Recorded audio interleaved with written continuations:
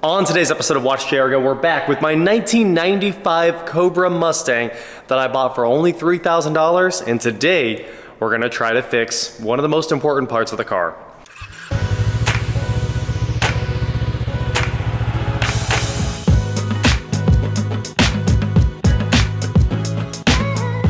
What is going on, guys? I am Watch JR Go, and like I said, I'm back with the Cobra Mustang, and today we need to see if we can figure out what's going on with the top and what's going on with the windows. Now, the windows are more of a secondary thing.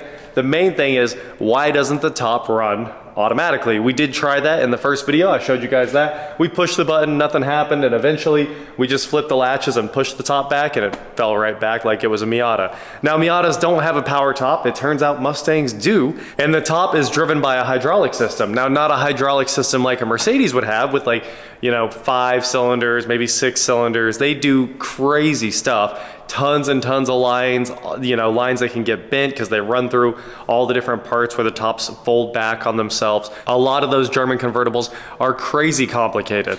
This apparently is much less complicated, and you can actually rebuild the entire system for about $800. That $800 gets you a pump, a line set, and both of the hydraulic cylinders that run the top, and also the fluid, which from what I can tell, the fluid's just Valvoline Max Life ATF. Nothing special at all. Just automatic transmission fluid, but I think I actually have some Valvoline Max Life ATF. So what we're gonna do today is get in here, see if we can get the pump to run. Hopefully the switch isn't bad, because I did look up the switch. It's $80 for one plastic switch. I hope I don't have to replace that, but we're just gonna try to figure out what's going on with the top and make it close itself.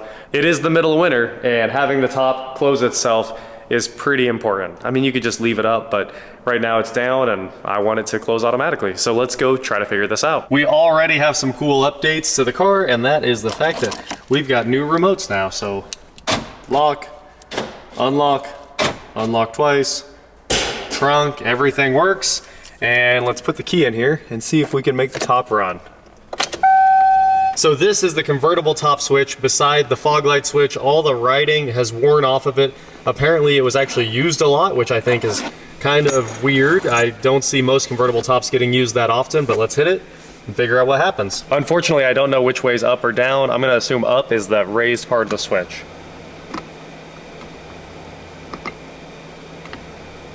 I think I can actually hear the pump running.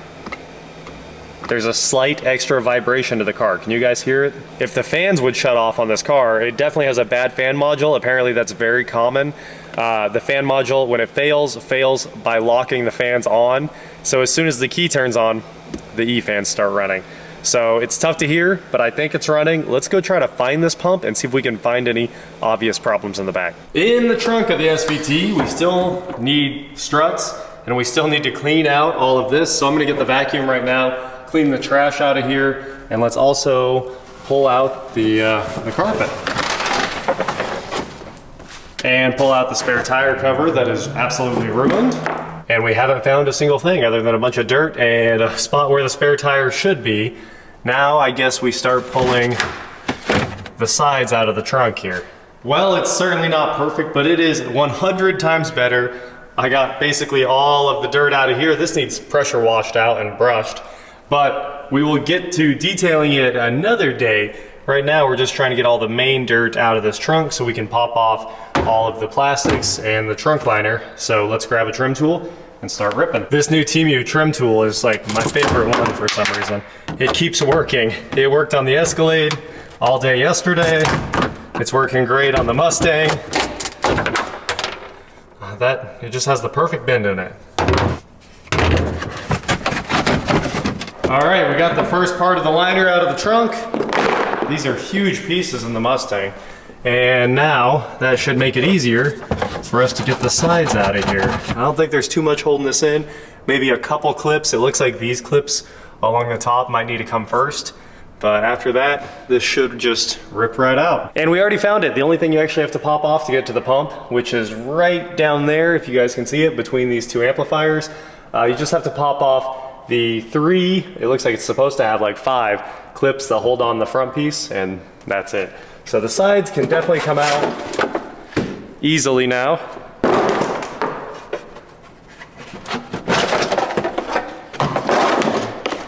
Now we need to find the reservoir and see if we can fill that with fluid. I don't see any obvious leaks or anything like that.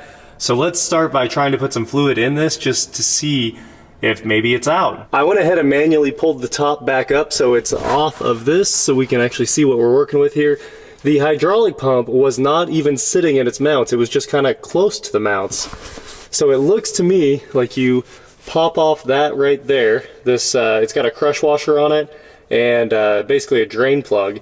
And I think that's where you fill the reservoir.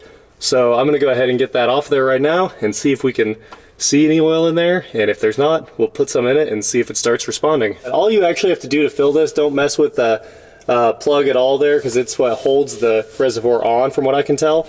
You just grab your pliers, yank that little rubber plug out of there, and all you have to do is fill that up with a tiny funnel or a pump. So let's grab some ATF and put some in, see what happens. I don't see any broken lines, so let's see if we win. The easy way to tell how much fluid's in there, I did try to look in there with my flashlight and I couldn't see a single thing. It looked like it was 100% dry. So we'll take the inspection camera, shove it in the fill hole, and now we can get a good look at the motor itself, which is 100% bone dry. Take a look in there. That's pointing straight down. Nice, it looks really clean inside. So let's put some fluid in there and see if this thing starts running, because the electric motor is definitely running. So here's our Max Life ATF. We'll put the fill hose inside the reservoir there, and let's give this thing a few pumps. Ooh, without it being screwed onto the bottle. It's rickety, really rickety.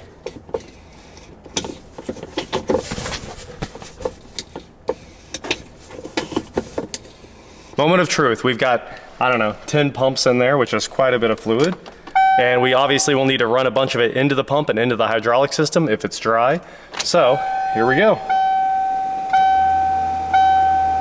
Hey, I heard the pump load up. Well, no evidence of it spraying into the trunk. Maybe it was just filling the lines up. Let's put some more in. I like that you can see the entire hydraulic line set all the way to the cylinders, which are just past the end of the hose there. So, if there's a leak, you'll spot it instantly. Come on, top, move. Nothing? That was it. It stopped really quickly. I went ahead and closed the door so we don't have to deal with the beeping. Let's try again. Ooh, I heard fluid coming out. It sounded like it was coming out of the hydraulics. It's coming out of the hydraulic cylinder. I know it's tough to see what we're working on here, but if you see that silver eyelet with the nylon bushings on each side of it right there, just down underneath the top and everything, underneath that bracket, that is the hydraulic cylinder. So the cylinder rod itself is connected to that eyelet. The cylinder is farther down in there, and it pushes up or down to lower and raise the top. And it's pretty simple. You can see the lines right there, that red stripe on the black line, and underneath it there's one more. Those are the two lines going to the cylinder. I don't see any leaks over here. I don't see any problems on the passenger side. But over here on the driver's side, where it's actually a little bit easier to see the eyelet, if you can look down inside there, you can't. But everything is absolutely drenched in hydraulic fluid, or ATF, after just a moment. You can even see the top of the cylinder on this one. It's what's underneath that's soaking wet. Right there, you can see the light pointing at it. It's just absolutely soaked. And it's not coming out of the line either. It's coming out of the end seal on that hydraulic cylinder. So it could just be, you know, filthy from years of use, and that destroyed the seal. And maybe if we can run it a little bit more, it'll start living again. So I'm gonna try that for a moment. But I don't have a lot of hope for it. Also, these cylinders look like they're made with a lot of plastic. So they're like $150 per side. We were planning on maybe rebuilding them if we could, but if they really are made of just a bunch of plastic, it might be easier to just buy a new cylinder from LMR and keep going. They're actually, you know, LMR is the only place I've seen that really sells them. So that might be our one option to make the top work going forward. I was really hoping there was just some kind of leak that developed over years and had drained the system down, and we'd fill it up and it would come back. We're not having that kind of luck, but I'm gonna try a little bit more. I'm not giving up yet. Let's pump the system back full of ATF again and see what happens. Maybe if we get the passenger cylinder going, it'll start to work a little bit better. I've been trying to work this thing back and forth for quite a while now. Let's see if it's getting any better. I heard fluid move. Oh, it went the way I didn't want it to go, back. Let's see if we can make it go down. Nothing's happening. You can definitely hear fluid spray out of the top of this cylinder. And then it works. Not in a good way, but it works. I'm hoping we can see what's going on here as I hit the switch.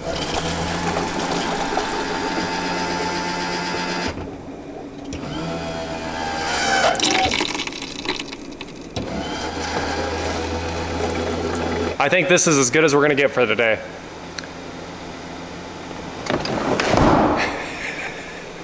It's out of fluid again. I think it pumped it all out of this cylinder down into the body cavity. At least it wasn't too much. There was only about that much left in the jug. Since I was back here working on the convertible top, I figured I'd tackle the other big problem we've got in the back, and that is these side windows that are supposed to go down. Well, you don't have to, I don't think, but you're supposed to lower them before you drop the top, and it makes the car look complete when those back windows are down as well. Well, they wouldn't move at all before, and I decided we'd check them again since we were here. So here is the window switch for this one, and listen to this.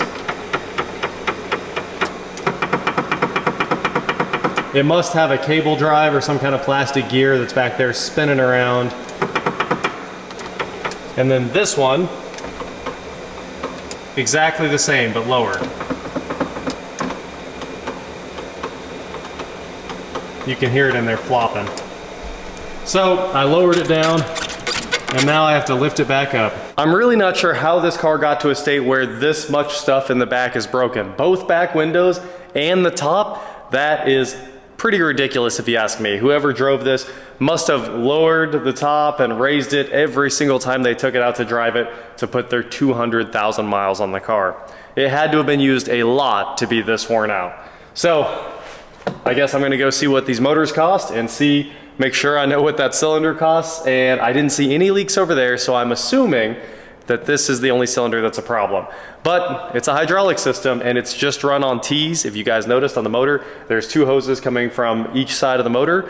Two go this way and two go that way, which means one is out and one is in. That means if either one of these cylinders in the back has a problem, well, the fluid is gonna take the path of least resistance to get out instead of actually building pressure and lifting or lowering the top, and it's just gonna explode out of the cylinder where it finds a place that it can get out. So if this one's down, that means that one will be down, but we could end up with a situation where we replace this one and then find out that one's bad too, and it still doesn't work until they're both swapped out.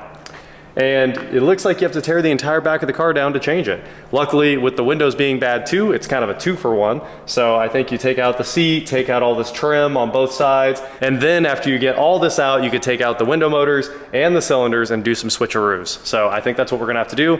Not an easy fix. It's actually gonna be a very, very, very expensive fix to do all this. So we can add all these new problems to our to-do list, order some more parts, and just keep right on fixing things on the Mustang. That is it for today, guys. Thank you so much for watching. Don't forget to head on over to shop.watchjairgo.com for cool shirts, not like this. And please like, share, subscribe, do whatever you want to do, and I will talk to you next time. At least troubleshooting convertible top's interesting. That's not something we do very often here. So it was worth a shot. Almost. I mean, it moves, but it did not come back to life. And the bright side is the pump's good because it actually costs more than both of the cylinders. So we have a slightly cheaper place to start fixing it.